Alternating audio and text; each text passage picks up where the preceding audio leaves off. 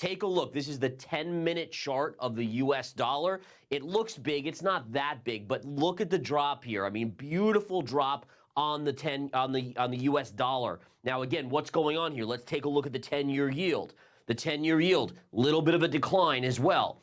Also, what do you guys think that the S&P is doing? Remember, it's an inverse relationship. So if we flip over to the S&P, take a look at this, little bit of an uptick right here on the S&P 500. And then if we flip over to the NASDAQ 100, also a little bit of a move. If you look at the overnight data into this morning, markets were trending lower, then a little bit of a pop. So why the heck are we seeing this type of action? Let's go over the data. So this morning we did get some economic news to come out, and these are the big events of the morning. Now this is kind of crazy, folks, but we know this is how the market works. The market wants weak economic news. Weak, right? It wants lower inflation and it wants people to lose jobs. I know that sounds crazy, but that's what the market wants. Jobless claims came out this morning. Expectations were for 220,000 people filing for unemployment, right? So this was expectations.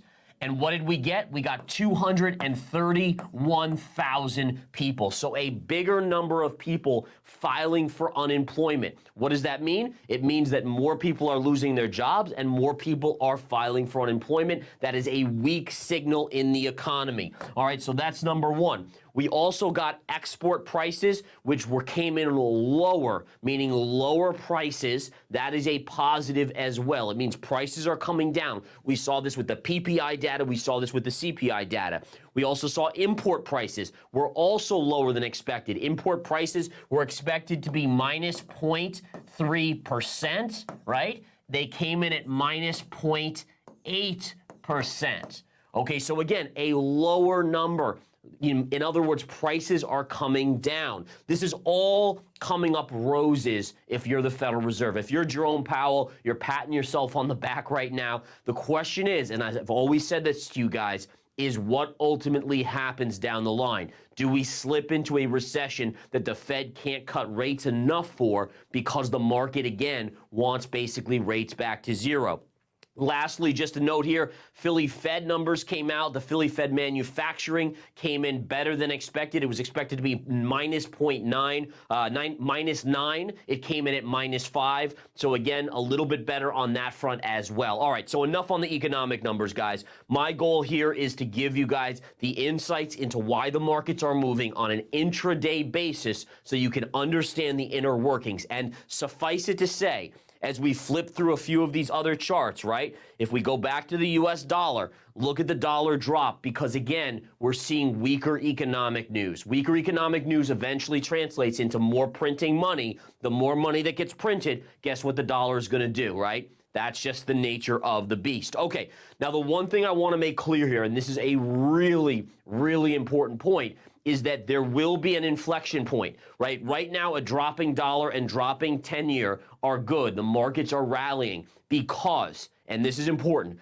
because the markets view the Fed as maintaining control. In other words, that as of now, the markets believe that the Fed can maneuver if the economy gets too weak to stimulate it enough to get the economy moving back up. However, if we start to see economic news spiral out of control, let's say we get to a point where we're seeing 500,000 people, right? 500,000 people filing for unemployment claims, and the Fed isn't reacting and dropping rates dramatically, maybe because inflation is still slightly too high, this would then freak the markets out. All of a sudden, weak economic news would not be good for the stock market. Right now it is because we're still on that cusp. We're just seeing a little bit of weakening. The Fed looks like they're doing a great job. We will find out in the next 6 to 12 months if that is the case. And I just like to point out, as always, folks, the Fed has never engineered a soft landing.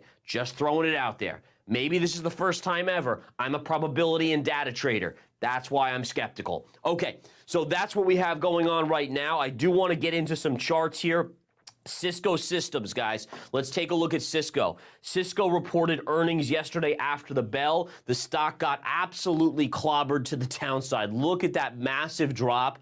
It has stabilized here around $47.50. Now, what we can see is yesterday it closed around 53, 53.50, so it's down about 10 to 11% pre-market. Now, for me as a technical trader, the first thing I do, I say, okay, it's at 47.50, but I have to look, where was it the lowest point down here after hours? It was around 44.50. So I have to look right around these areas on the daily chart and see exactly where we could have a technical level.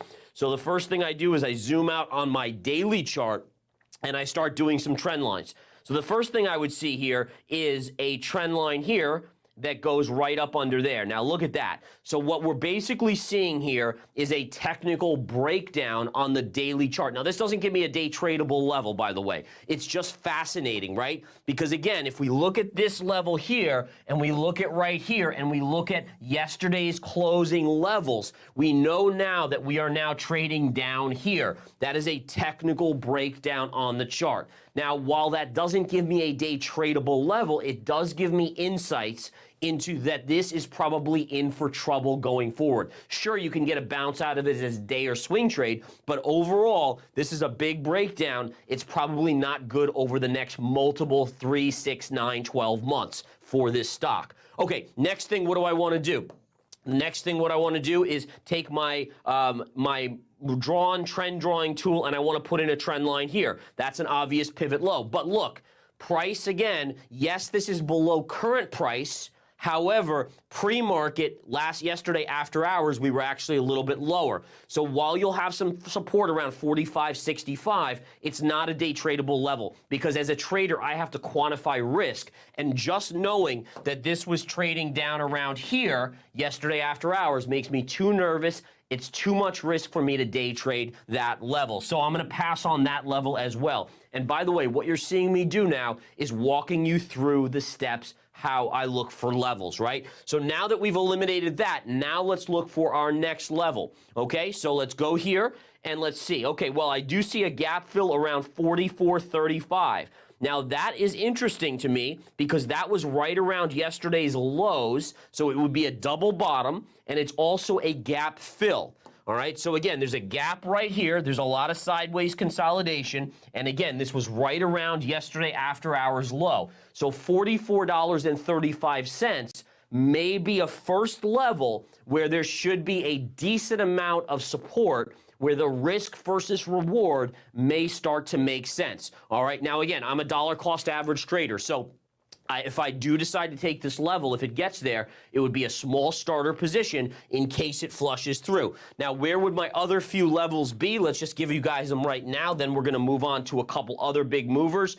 The first one is this pivot high right here.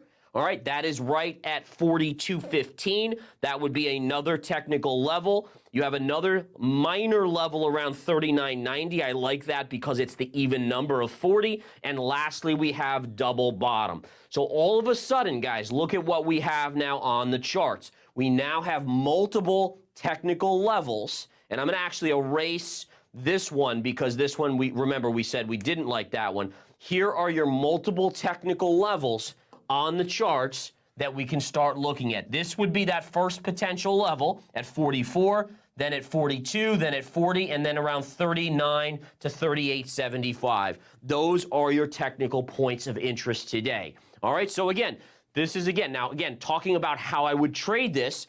I'm going to debate during market hours how it trades if I want to trade that first line. If I don't, or if I do, that's fine. If I do, I start with probably 1, 2, 3, 4. I probably start with a 1/5 position. So a 1/5 here, okay? Then a 1/5 here, okay? Then a 1/5 here. All right, so now I'm up to a 3/5 position, and then I save my last amount from my biggest buy, and I do a 2/5 position there. That equals a 5/5 position. Overall, if I do that, my average is probably right in here. You should easily at some point get Cisco, which is a great company, to get a technical bounce. And by the way, this is the worst case scenario if it dumps out. In fact, even at this lower level, this is probably a good short-term swing trade, even if you want to hold it for a little bit. So again, this is my mind translated to you guys how I look at these levels. All right, lastly, we got to talk about Walmart, guys. Now, Walmart. remember Target yesterday. In this very game plan, I walked you guys through TGT. In fact, we're going to flip over to that chart right now and why the chart gave you an idea that it could be a buying opportunity. Remember, going into earnings, you want to look at where a stock has gone. So on this chart of Target, remember yesterday, pivot point to pivot point to pivot point to pivot point, and basically we had come right into that going into earnings. Look at the stock having declined going into earnings. All right, that means to me that expectations are really low. I love it when a company has low expectations.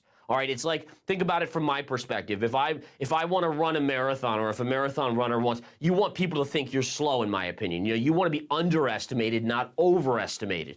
This chart going into earnings was no doubt underestimated, right? It was way down here. What did it do? It went up like 18% yesterday on earnings. Okay.